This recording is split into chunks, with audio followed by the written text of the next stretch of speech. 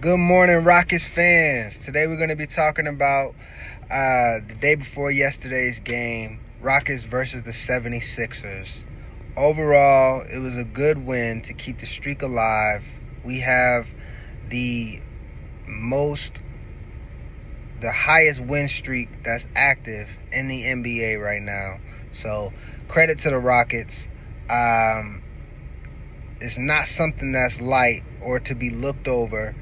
But I will say we got to take it with a grain of salt because we aren't playing the best of the best. The win streak that we were on earlier in the season when we had beat the Cavs, the Celtics, that was the one.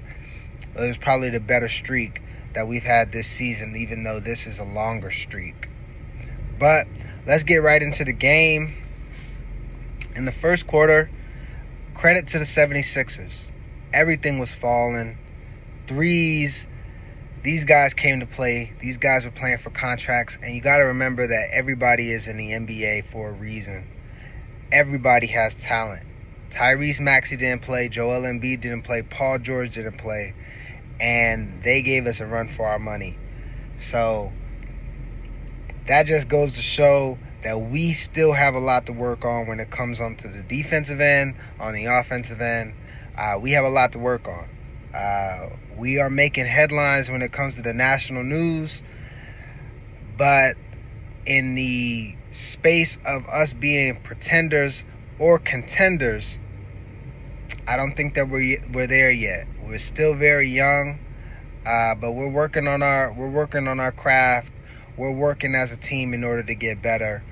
And one instance that we can get better, one thing that we can control in the game, we can't control whether or not guys are going to come to play each and every night, right?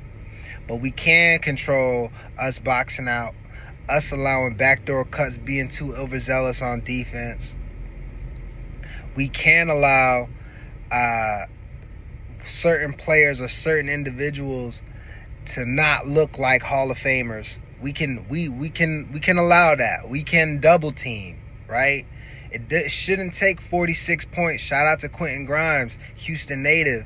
But it shouldn't take 46 points for us to get into a mode where we're deciding we don't want this guy to beat us. It shouldn't be that hard, y'all. Like 25 points.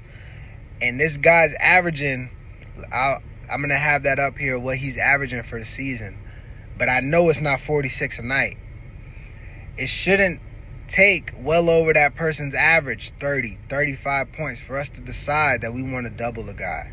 So, shout out to Quentin Grimes. He gave us a run for our money, but we can definitely eliminate the backdoor cuts.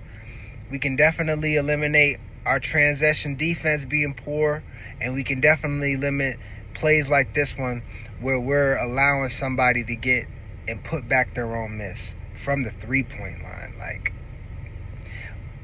that should have been an immediate timeout. That should have been visibly Ime Udoka getting on the people because we weren't playing with the best effort that we should have been. And honestly, I'm going to say this before we get to the fourth quarter, we should have lost that game. We should have lost that game. Our streak should have been over with. They just ended up falling apart against better talent. And again, everybody's in the NBA for a reason. Everybody deserves the spots that they have. But those guys were injury-ridden. All of their best players were not playing. And we had to go into overtime in order to beat them. We're second in the West. That's not a good sign. Second quarter, Jabari, you are getting better. You had a great game. You are a player of the game. But you have to be able to showcase your vision. You have to be able to show night-by-night improvement, which you are when it comes to the ball handling aspect. But then what comes with ball handling is being able to look up, running the fast break in an efficient way. In this play, you're going to see an example of you getting the ball in the fast break, which we can't control, right? It could be Şengün that's running the fast break. It could be a big man that's starting to run the fast break. But you have to have vision. You have to have some playmaking ability. And this here, you showcase that you weren't able to have vision not as a guard, but as a person capable of having the ball in your hands for long periods or long stretches of time, being able to showcase that you can run the fast break. So you got to see that Jalen Green was open here. Maybe you toss it ahead. Maybe you give a bounce pass. I would have given a bounce pass in between the two defenders there, but Jalen Green was wide open for a layup, and it ended up being a turnover and a foul on your part on this end. So you got to correct that. In the third quarter, this is how you get back into the game. Ball movement, playing for one another. I love to see it. It's the chemistry. It's showcasing the chemistry. It's showcasing that we got something that's worth building off of in this game, in this sport that we love, the game of basketball. Because we're passing, we're letting and making the pass to a guy who's going to be one of the better shooters on our team. I believe I heard that Dillon Brooks was shooting 42% from three-point at home. That's amazing. So we need to get the ball to him as many times as we can when we're at home, because this guy's playing at a top-tier level. So shout out to Dillon Brooks for making this play. Shout out to the team for trusting in one another. Again, player of the game goes to Jabari Smith Jr. He's making timely shots, amazing shots, and this guy seems to always have his sauce, have his mustard, and always seems to prove his worth when it comes to clutch time situations. So to the coaching staff, we got to be able to take advantage of it. We got to be able to understand and recognize the talent that we have on the floor and showcase that.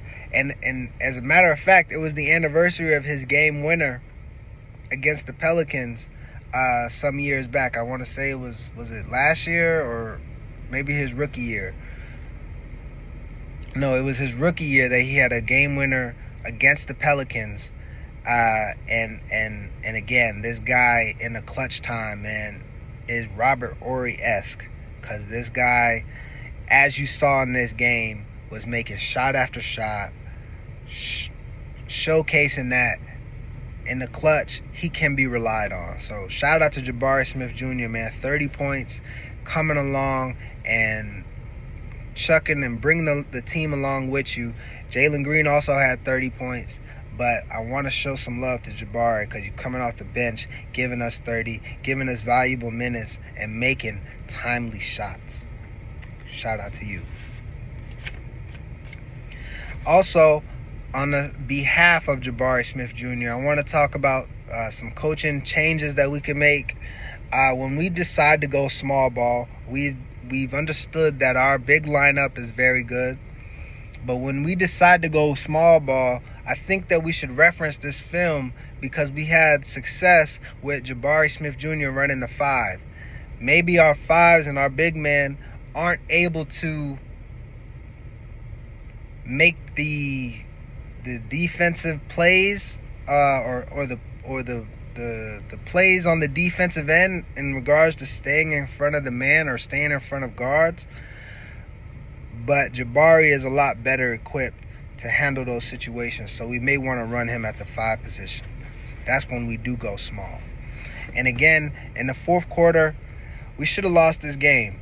We ended up going into overtime, but we certainly lost it in the fourth quarter. It shouldn't take 46 points by Quentin Grimes for us to decide that we don't want him to beat us. So let's do better, y'all. Let's be able to make adjustments a lot quicker. Let's be able to understand that if a guy is not getting 30 on a normal basis, let's double him a lot earlier. That's not rocket science. But peace, y'all. I'm trying to famous, ooh, I'm trying to famous.